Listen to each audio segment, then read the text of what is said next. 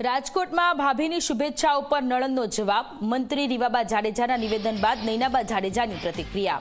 હું શુભેચ્છા આપનારાઓનો આભાર માનું છું। ભાજપને વધુ પડતો આત્મવિશ્વાસ છે। 28 તારીખે ચિત્ર સ્પષ્ટ થઈ જશે। લોકો ભાજપના શાસનથી કંટાળી ગયા છે। કોંગ્રેસમાંથી વોર્ડ 2 માંથી ચૂંટણી લડી રહ્યા છે નૈનાબા જાડેજા। એમને ખૂબ ખૂબ શુભકામના। પરંતુ મને વિશ્વાસ છે રાજકોટની જનતા ઉપર, ભારતીય જનતા પાર્ટીના સંગઠનના કાર્યકર્તા ઉપર કે આગામી 26 તારીખે જે પેનલમાં ભારતીય જનતા પાર્ટીના ઉમેદવાર છે એને જંગી લીડ સાથે જીતાડી અને કોંગ્રેસને મુંહતોડ જવાબ આપવામાં આવશે।